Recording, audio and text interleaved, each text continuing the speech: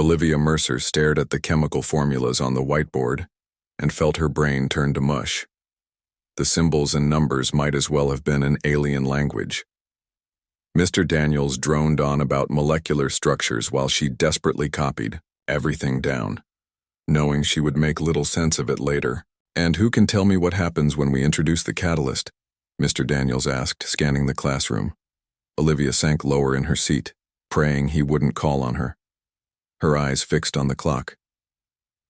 10:22 a.m. Still 43 minutes of chemistry. Torture to endure.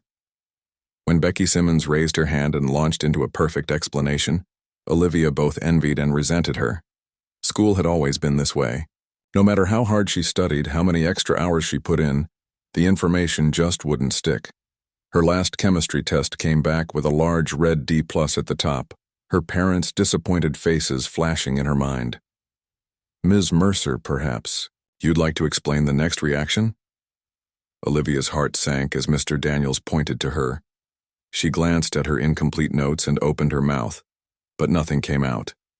I'm not sure," she admitted. "Perhaps you should pay closer attention," he said, moving on to call on Peter Franklin, who gave the correct answer with annoying confidence. Olivia's cheeks burned. She was trying. God, she was trying so hard. Her backpack contained color-coded notebooks for each subject, flashcards for vocabulary, and a planner filled with study schedules. None of it helped. At 17, with college applications looming, her C- average felt like a weight, dragging her down to a future of limited options. The only bright spot in her school day was PE, where her body seemed to understand instructions her brain couldn't process in other classes. Years of hiking with her grandfather in the Appalachian Mountains had made her strong and sure-footed. She could read trail maps, navigate by the sun, and identify edible plants, skills that earned her exactly 0 points on standardized tests. "The bar test on Friday will cover chapters 6 through 8, Mr. Daniels announced as Olivia added yet another study session to her mental calendar. Another test she would struggle through despite hours of preparation. A soft buzz from her pocket caught her attention. Carefully shielding her phone under the desk, she read a text from her mom.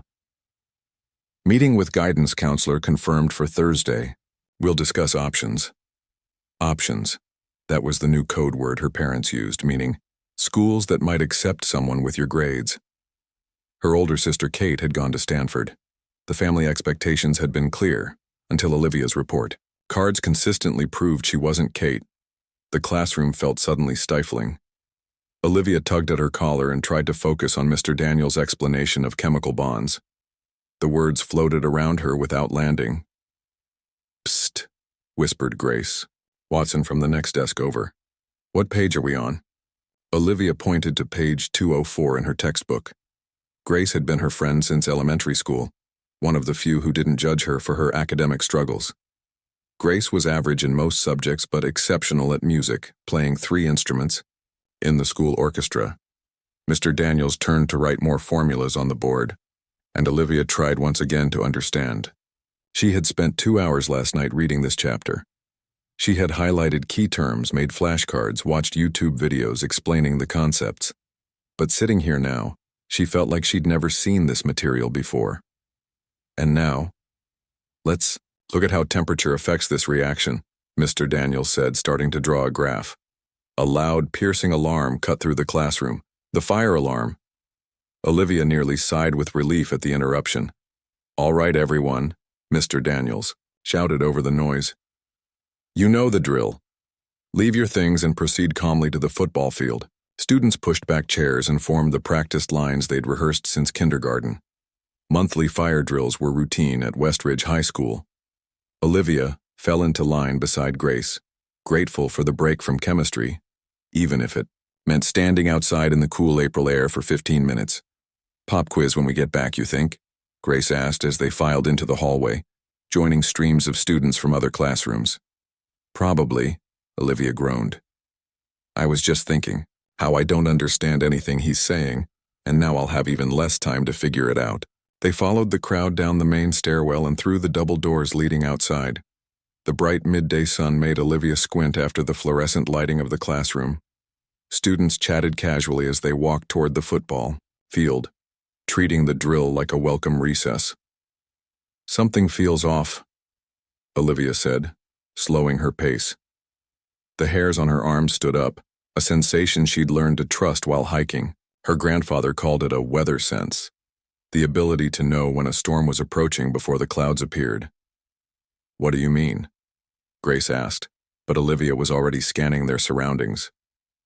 The school security guards weren't in, their usual relaxed drill postures. They stood alert, hands hovering near their radios. Beyond the school fence, 3 black vans were parked at odd angles, unmarked and with tinted windows, not official emergency vehicles. "Those vans shouldn't be there," Olivia said, pointing. "And look at Mr. Reed."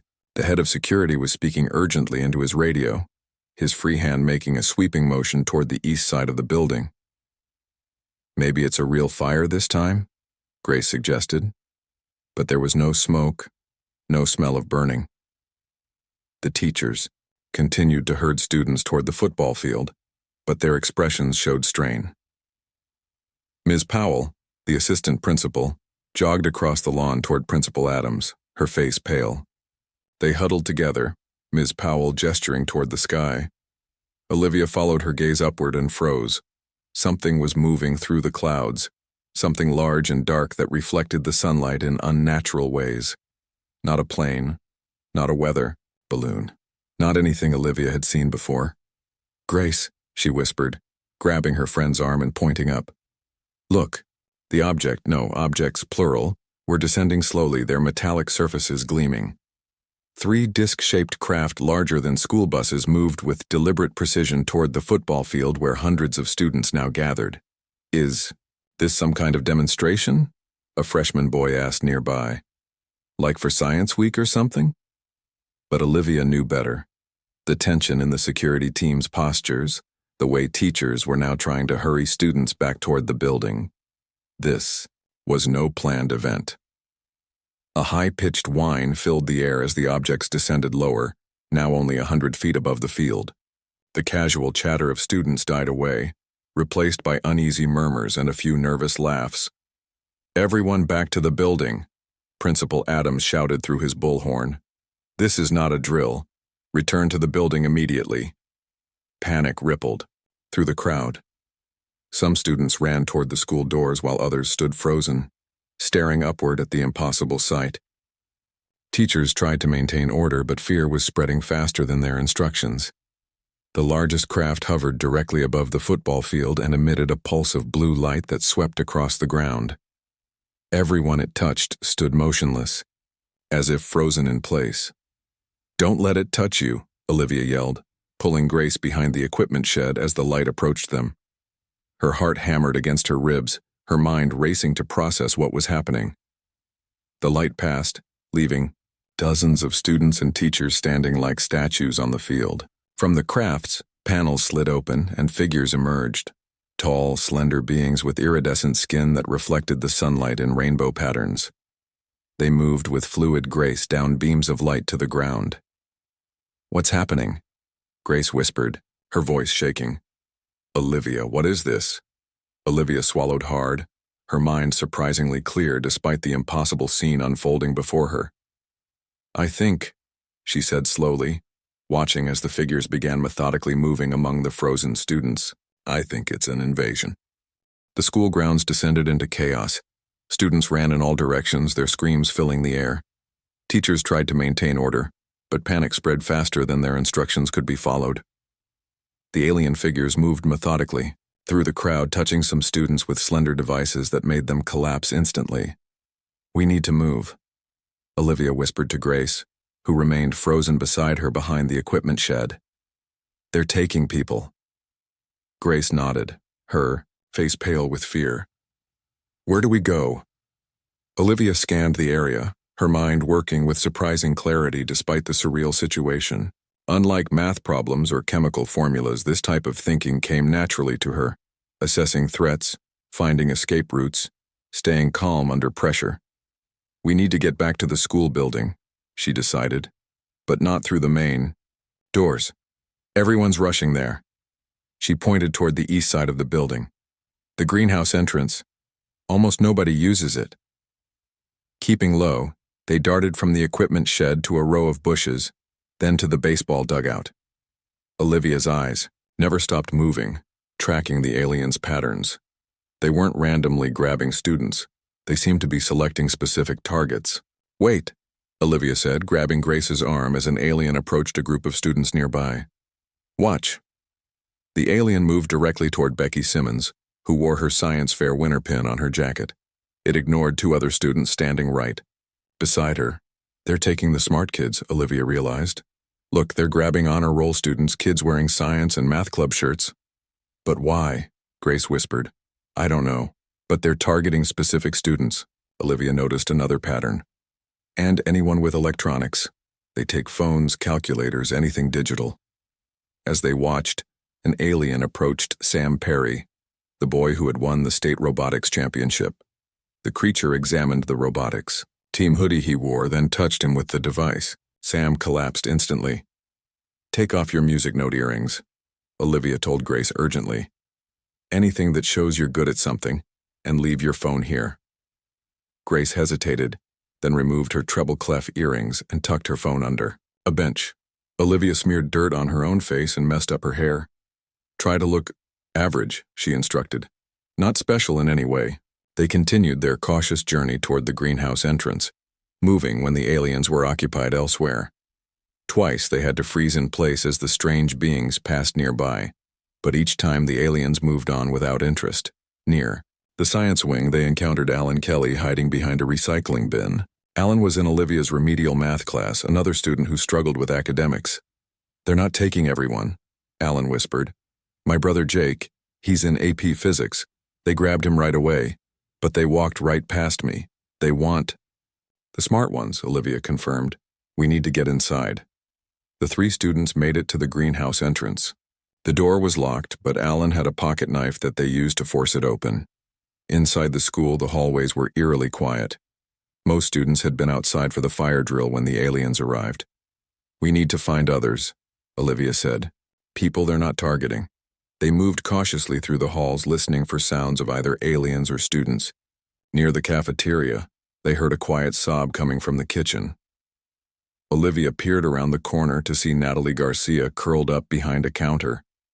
Natalie had transferred to their school 3 months ago and barely spoke to anyone. She was in Olivia's history class but never participated. "Natalie," Olivia called softly. "It's okay. Come with us."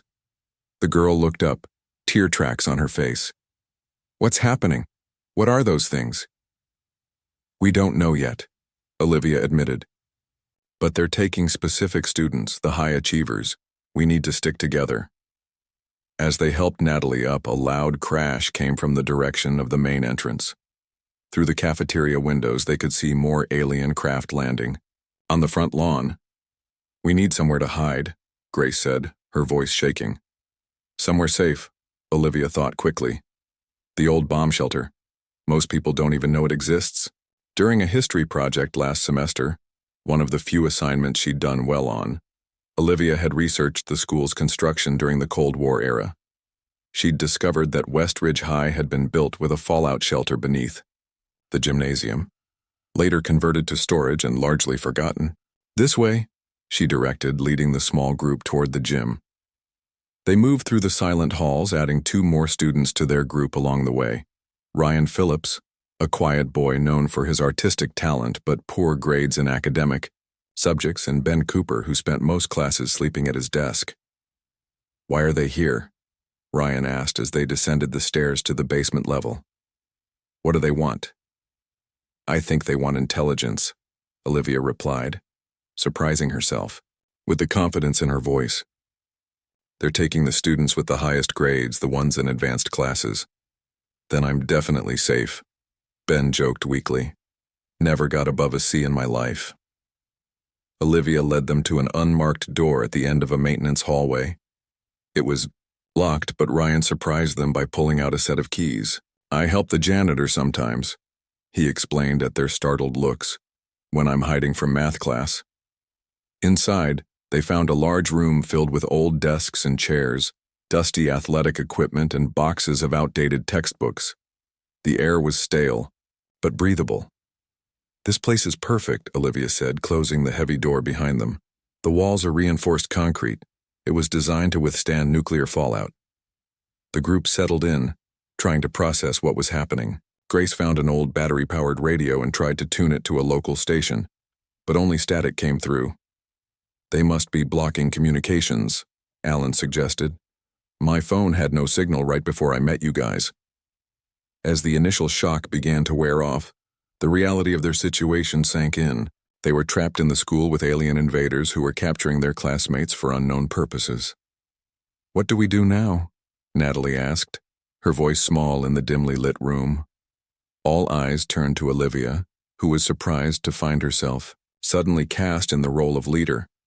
In class, she was always the one with the wrong answer, the one teachers sighed over, the one who couldn't keep up. Yet here, in this crisis, her mind was clearer than it had ever been. "First, we need supplies," she said decisively. "Food, water, first aid." This room was stocked during the Cold War, so there might be emergency rations somewhere. Ryan and Ben began searching through storage cabinets while Olivia continued. "Then we need information. We need to know what these aliens want, how many there are, and if any help is coming from outside." "I found something," Ben called from a corner where he'd opened a large metal cabinet. Inside were dusty emergency kits, canned water, and blankets. As they inventoried their supplies, Olivia realized something remarkable was happening.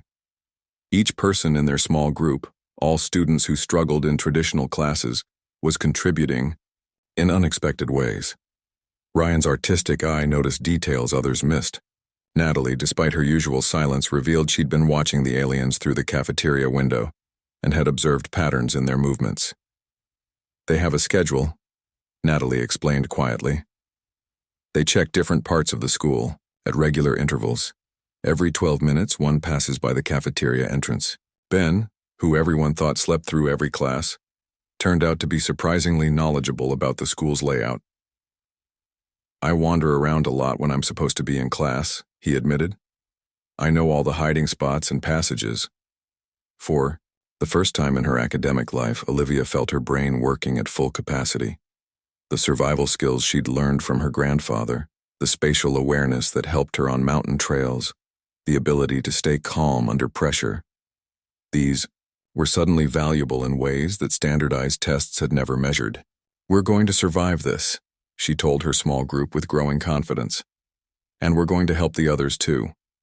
The aliens may have taken the honor roll students, but they left behind something they didn't recognize, different kinds of intelligence."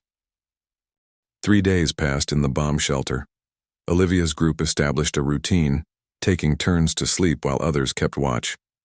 They rationed the emergency supplies they'd found and made careful trips to gather more food from the cafeteria kitchen. Each excursion required precise timing to avoid the alien patrols that Natalie had mapped out. The school had become an alien base. Through careful observation, they learned that the aliens had set up their main operations in the gymnasium, with smaller outposts in the science labs and computer rooms. Most of the captured students were being held in the auditorium, visible through the narrow windows when Olivia and Ben did a reconnaissance mission on the second day. "They're connecting them to machines," Ben had reported after watching through binoculars borrowed from the geography classroom. "Like they're scanning their brains or something."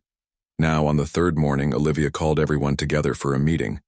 Their small group had grown to 12 students, all kids who had been overlooked by the aliens due to average or poor academic performance. "We need a plan," Olivia said. "We can't just hide forever." "Why not?"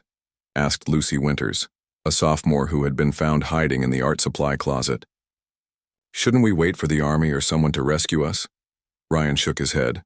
"I've been watching from the roof access. They have some kind of shield around the school. Nothing gets in or out. I saw a military helicopter try to approach yesterday. It bounced off something invisible and had to turn back." This news sobered the group. Rescue might not be coming anytime soon. "So what do we do?" Grace asked, looking to Olivia. Once again, Olivia found herself in the unfamiliar position of being the one everyone turned to for answers. In class, she was always the last person called on, the one whose opinion wasn't sought. Now these students were looking at her for guidance. Strangely, she felt equal to the task. First, we need to understand what they're doing to our classmates, she said. Then we find a way to stop it. Olivia unrolled a school blueprint that Ryan had found in the maintenance office. We've been avoiding the aliens, but now we need to study them, learn their weaknesses. They have to have some, Ben added. Nothing's perfect. The group divided into teams, each with specific roles based on their unique skills and abilities. Ryan, with his artistic eye for detail, continued mapping alien movements and technology. Natalie, who revealed she had perfect pitch, discovered she could distinguish between different alien communication frequencies and began to catalog them. Lucy, who had failed chemistry twice but loved mixing paints in art class, examined alien technology they'd managed to glimpse, noting reactions to different environmental factors. They seemed sensitive to certain sounds, Natalie reported after a day of observation. When the band room door was open and someone hit a high C on the piano, the alien passing by visibly flinched. And they avoid the pool area completely, added Darren Mills, a junior who had been on the swim team before quitting to work at his family's garage. Something about the chlorine seems to bother them. These small discoveries began to form a picture. The aliens weren't invincible. They had sensitivities, possibly weaknesses that could be exploited. Ben, who everyone had thought was lazy for sleeping in class, revealed the reason for his constant exhaustion. He spent nights reading military history books due to insomnia. This knowledge proved invaluable as they began to plan defensive strategies. It's basic guerrilla tactics, he explained, sketching on the blackboard they'd salvaged. We're outnumbered and outgunned, but we know the terrain better. We use hit-and-run techniques, psychological warfare, and exploit their weaknesses. Olivia nodded, impressed. We're not trying to defeat them directly. We just need to rescue our classmates and hold out until help comes. As their plans developed, Olivia noticed something remarkable happening. Each student was finding their purpose, using skills that had never been valued in a classroom setting. Darren's mechanical knowledge from working on cars helped them understand alien technology. Emma Lewis, who had been in detention more than class for behavior issues, turned out to be a natural at stealth operations. It's like we've been preparing for this our whole lives, Grace said one evening as they ate dinner together. Just not in the way school thought we should be preparing. Olivia nodded thoughtfully. School only values one kind of smart, but there are lots of different ways to be intelligent. That night, Olivia couldn't sleep. She slipped away from the sleeping group and climbed the stairs to a small window that overlooked the football field. The alien ships glowed softly in the darkness, casting an eerie blue light across the familiar space. She thought about Mr. Daniels and his chemistry class, about the D+ on her last test, about the guidance counselor meeting her parents had scheduled to discuss her limited options. How quickly all of that had become meaningless in the face of real survival. A soft footstep behind her made her turn. Ryan stood there, sketchbook in hand. Couldn't sleep either, he asked, sitting beside her on the step. Just thinking, she replied. It's strange. All my life I felt stupid because I couldn't remember formulas or dates or whatever. But out here dealing with all this, my brain works fine. Better than fine. Ryan nodded, opening his sketchbook to show her detailed drawings of the aliens, their technology, their patterns of movement. I know what you mean. I've always been told I waste too much time drawing, but now it's saving lives, Olivia finished. The next morning, they put their plan into action. Using the school's old PA system that Emma had managed to hack into, they began broadcasting high-pitched tones at frequencies Natalie had identified as uncomfortable for the aliens. The sound was barely noticeable to human ears, but caused the aliens to become disoriented. Meanwhile, Darren led a team to the pool equipment room, where they modified the chlorine dispersal system to create a gas that would drive aliens from certain areas without harming humans. Olivia, Ben, and Grace formed the rescue team. While the aliens were distracted by the sound and the chlorine gas, they would slip into the auditorium and begin freeing students. Remember, Olivia told the group before they separated, we've spent our whole lives being underestimated. Those aliens are making the same mistake. They took the students they thought were valuable based on grades and test scores. They left behind the ones who know how to solve real problems. As they moved into position, Olivia felt a strange calm. For the first time in her life, she wasn't worried about failing. Out here, in this life-or-death situation, her particular form of intelligence, practical, adaptable, instinctive, was exactly what was needed. The aliens had made a critical error in judgment. They had taken the students who excelled at memorization and theory, but left behind the ones who knew how to improvise, adapt, and overcome. The ones who had spent their academic careers learning to work around their limitations, finding alternative solutions when the standard approach failed them. "Ready?" Olivia asked her team, hand poised over the switch that would start the operation. Grace and Ben nodded, faces determined. "Then let's show these aliens what us underachievers can really do." The plan went into action at exactly 2:15 p.m. Emma triggered the high-pitched frequency through the PA system, a sound that made the aliens visibly disoriented. Simultaneously, Darren and his team released the modified chlorine gas into the ventilation system leading to the east wing, creating a diversion that pulled alien guards away from the auditorium. Olivia led Ben and Grace through the music room, which connected to the auditorium through a small backstage door. They moved silently, wearing the black stage crew shirts they had found in the drama department storage closet. "Remember," Olivia whispered as they approached the door, "we don't know what kind of technology they're using on the students. Be careful when disconnecting anyone." The backstage area was dim and cluttered with props and set pieces. They crouched behind a large painted castle backdrop and peered into the main auditorium. What they saw made their blood run cold. Rows of students sat motionless in the auditorium seats, each wearing a thin metal band around their forehead. Glowing blue lines ran from each band to a central machine on the stage. 2 alien guards stood by the main doors, but they appeared distracted by the sounds coming through the PA system. "They're downloading their brains," Ben whispered, "or uploading something into them." "We need to disconnect them carefully," Olivia said. She pointed to a girl in the back row, closest to their position. "Let's start with her and see what happens." Grace nodded and slipped forward, staying low behind the seats. She reached the girl, Jenny Adams from AP Biology, and carefully examined the metal band. After a moment of hesitation, she pressed a small button on the side. The band clicked open, and the blue light connecting Jenny to the machine faded. For a terrifying moment, Jenny didn't move. Then her eyes blinked rapidly, and she looked around in confusion. "Shh," Grace whispered, covering Jenny's mouth before she could speak. "We're getting you out. Stay quiet and follow me." One by one, they began freeing students from the back rows where the aliens were least likely to notice. Each freed student joined their rescue effort, helping to disconnect others. Within 20 minutes, they had freed nearly 30 students. But, just as they reached the middle rows, a loud alarm blared. One of the aliens by the door made a high-pitched trilling sound that clearly meant trouble. "They've noticed," Ben hissed. "We need to move faster." Olivia made a split-second decision. New plan. Everyone grab someone and run for the backstage door. Now. The carefully ordered rescue turned into chaos as freed students rushed to help others. The alien guards moved toward them, raising devices that looked like weapons. Olivia grabbed a nearby fire extinguisher and sprayed it toward the aliens, creating a fog that temporarily blocked their view. "This way," she shouted, guiding students toward the backstage exit.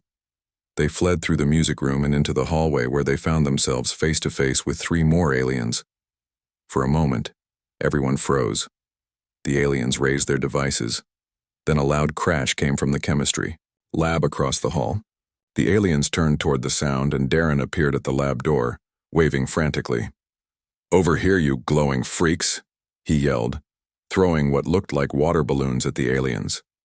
When the balloons burst, they released a strong chlorine smell that made the aliens recoil. The distraction gave Olivia and the others just enough time to rush past, heading for the stairwell that led down to the bomb shelter. More alarms were sounding throughout the building now, and they could hear the heavy footsteps of aliens in pursuit. "Split up," Olivia called to the rescued students. "Half come with me to the shelter. The rest, follow Ben to the backup location." In the boiler room, the group divided, racing in different directions. Olivia led her team down the main stairwell, only to find two aliens blocking the path to the basement. "This way," she shouted, changing direction on instinct. She led them through the cafeteria and into the kitchen, where Lucy was waiting by, an open dumbwaiter. "Get in," Lucy urged, helping students climb into the large food elevator. "It goes down to the basement level. I've been using it to move between floors without being seen." The dumbwaiter was barely big enough for two students at a time, but it was their only option. They sent pairs down in rapid succession, while Olivia and Grace stood guard at the kitchen doors. "How many more got out?" Olivia asked when Ryan appeared. "With the last group from the auditorium, about 50, he said, breathing hard. "But they still have at least 100 more, and they've locked down the auditorium completely now. No way back in through our route." Once everyone was safely in the basement, they regrouped in the bomb shelter. The freed students were disoriented, but unhurt. Jenny Adams, who had been one of the first disconnected, was able to tell them what had happened. "They were scanning our brains," she confirmed, looking for specific types of knowledge. They seemed especially interested in students who excel at pattern recognition, mathematical formulas, and scientific theories. "But why?" Grace asked. "What do they want with human knowledge?" "They said something about cognitive templates," Jenny explained. "I think they're trying to understand how human intelligence works, specifically for problem-solving and abstract reasoning." Olivia thought about this. "So they're studying the students they think represent the best human minds?" "Yes," Jenny nodded. "But here's the strange part. They kept saying our intelligence is incomplete and rigidly structured, like they were disappointed. This new information changed everything." Olivia gathered her core team to revise their plans. They now had nearly 50 freed students to protect, and the aliens would be hunting them aggressively. "We can't just hide anymore," Olivia said. "They'll find us eventually. We need to take the fight to them." "How?" Ben asked. "Even with our numbers, their technology is way beyond ours." "Technology isn't everything," Olivia replied. "These aliens think intelligence means being good at tests and formulas. They've completely missed other kinds of smarts: practical skills, creativity, emotional intelligence, real-world problem-solving." She turned to the group of rescued students, many of whom were honor roll achievers she had envied just days ago. "No offense, but there's a reason they took you guys first. You fit their narrow definition of intelligence, but we're going to show them just how short-sighted that definition is." For the next several hours, they worked to combine the academic knowledge of the rescued students with the practical skills of Olivia's original group. Jenny's understanding of biology helped them refine the chlorine compound to make it more effective against alien physiology. Ryan's artistic abilities allowed them to create maps of alien movements with unprecedented detail. As they worked, Olivia began to see something beautiful emerging: different types of intelligence coming together, complementing each other. The academically gifted students who had always been celebrated were now learning from the hands-on knowledge of students who had been overlooked. "I spent years feeling stupid around people like you," Olivia admitted to Jenny as they worked side by side. "But now I see we're just different kinds of smart." Jenny nodded thoughtfully. "They never taught us about that in any of my advanced classes. Maybe they should have." By nightfall, they had developed a new plan, one that would require all types of intelligence working together, not just to survive, but to defeat the aliens entirely. "Tomorrow," Olivia told the gathered students, "we take back our school." Dawn broke over Westridge High School on the 7th day of the alien siege. The school looked normal from the outside, but inside was an alien research center where human students were being studied like lab specimens.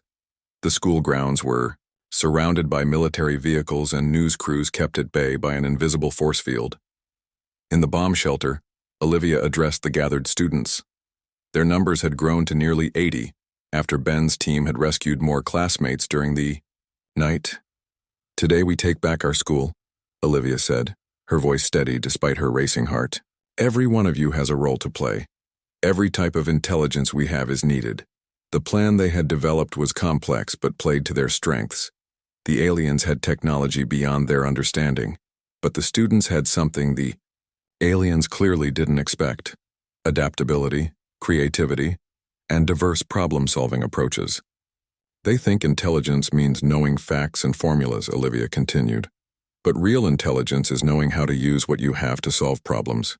It's working together, adapting, and thinking outside the box. The students broke into teams, each with a specific mission. Emma led the technology team, who had spent the night modifying school equipment into communication devices. Darren's engineering group had transformed everyday items into tools and weapons. Ryan directed the mapping team, who had created detailed guides of alien positions and movements. "Remember," Olivia said as they prepared to move out, "they're expecting us to act like textbook examples of human behavior. Let's show them what real human creativity looks like." The operation began at exactly 9:15 a.m., when the aliens typically rotated their guard positions. The first phase was led by Lucy and her team, who released a mixture of chemicals from the art and science rooms that created a dense, colored fog throughout the main hallways. Through this cover, Natalie's sound team deployed modified speakers at strategic locations around the school. They began broadcasting a complex sequence of tones that Natalie had discovered disrupted alien communication systems.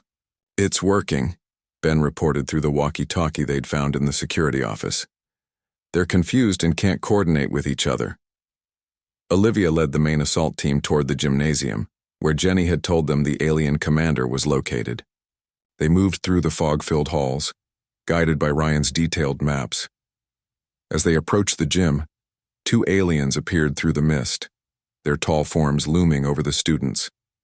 But before they could react, Grace and her music team activated sound devices tuned to the specific frequency Natalie had identified as painful to alien hearing. The aliens stumbled, dropping their weapons. Darren's team moved in quickly, using modified fire extinguishers to spray the aliens with the chlorine compound they had perfected. The aliens retreated, unable to withstand the combination of sound and chemical assault. "Path is clear," Olivia said into her walkie-talkie. Moving to Phase 3. Inside the gymnasium, they found what appeared to be the aliens' command center.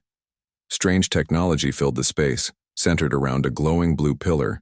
Near it stood a taller alien with distinctive markings that suggested higher rank. The alien commander spotted them immediately and made a series of rapid clicking sounds. Doors around the gym opened and more aliens entered, surrounding Olivia's team. "This was expected," the commander said in halting English, the words sounding strange from its mouth. "Resistance is typical behavior pattern." Olivia stepped forward, facing the commander directly. "Why are you here? Why are you studying us?" The alien tilted its head in what seemed like curiosity. "We study intelligence. Human intelligence interests us, but puzzling, inconsistent." "What do you mean inconsistent?" Olivia asked, buying time as she knew Emma's team was working to disable the force field generator from the school roof.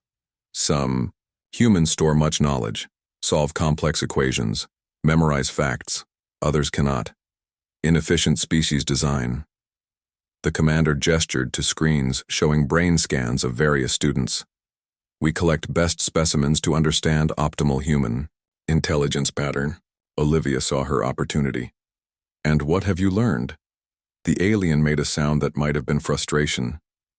"Confusion. Top academic specimens unable to solve adaptive problems in our tests. Intelligence readings inconsistent with practical application ability." "That's because you don't understand human intelligence," Olivia said, taking another step forward. "You've been studying the wrong thing." She pointed to the students around her, the kids who had been overlooked, who struggled with tests and textbooks. "These students you ignored? They're the ones who figured out how to fight you. They're the ones who rescued the others, not because they memorized formulas, but because they know how to think differently." The alien commander studied them more carefully. "Explain." "Human intelligence isn't about storing information. It's about using it creatively. It's about working together, combining different strengths." Olivia gestured to her team. "Natalie can hear frequencies you can't. Ryan sees patterns others miss. Lucy understands chemical reactions intuitively, even if she can't write the formulas." As she spoke, A quiet beep from her walkie-talkie confirmed that Emma's team had succeeded in disabling the force field. Outside, sirens grew louder as military forces approached the school. "You've been measuring intelligence all wrong," Olivia continued, gaining confidence. "You took our top students thinking you'd find the best minds, but you left behind something just as valuable. Different kinds of intelligence that solve problems in ways you never considered." The commander seemed to process this, its large eyes blinking rapidly. Diversity of cognitive approach, adaptive advantage, and unexpected. A loud explosion rocked the building as military forces breached the school perimeter. The alien commander made a quick series of sounds, and the other aliens responded by lowering their weapons. "Human intelligence, more complex than our assessment," the commander acknowledged. "Worth further study, but not through capture. Error in methodology." The aliens began retreating toward their ships, moving with purposeful haste. Within minutes, the gymnasium was clear except for the students. Through the windows, they could see the alien craft rising into the sky. Military personnel in hazmat suits burst into the gymnasium moments later, weapons raised only to find Olivia and her team standing triumphantly amid alien technology. "The school is secure," Olivia told the startled soldiers. "The aliens are leaving." In the days that followed, West Ridge High School became the center of international attention. Scientists and military experts swarmed the building, studying the technology left behind and interviewing students about their experience. Olivia found herself explaining their resistance strategies to impressed military commanders. News programs featured stories about the underachieving students who outsmarted alien invaders. Government officials spoke about re-evaluating educational standards to recognize diverse forms of intelligence. 2 weeks after the siege ended, Olivia sat in chemistry class staring at a test paper marked with a large red B+. Mr. Daniels had been among the captured teachers and now looked at his students with new appreciation. "While formulas and facts are important," he told the class, "this experience has shown us that application, creativity, and different types of problem-solving are equally valuable. Our curriculum will be changing to reflect that." After class, he stopped Olivia at the door. "I owe you an apology," he said quietly. "I misjudged your abilities based on a very narrow definition of intelligence." Olivia smiled. "I used to think I was stupid because I couldn't do well on tests. Now I know better." As she walked down the hall, other students nodded respectfully or called out greetings. The social hierarchy had been completely reorganized. The former geeks now hung out with the underachievers, each group recognizing the value in the other. Grace caught up with her by the lockers. "Have you seen this?" she asked, showing Olivia a letter from Stanford University. "They're offering scholarships to students who demonstrated exceptional practical intelligence and leadership during the siege." Olivia looked at her own identical letter in wonder. A door that had seemed permanently closed was now open to her. "I guess some good came from all this," she said. "The aliens may have wanted to study human intelligence, but in the end, they taught us something about ourselves instead." She closed her locker, no longer feeling like she didn't belong. The aliens had made a critical error in their assessment of human potential, but their mistake had helped the world recognize something important. There were many ways to be smart, and humanity needed them all.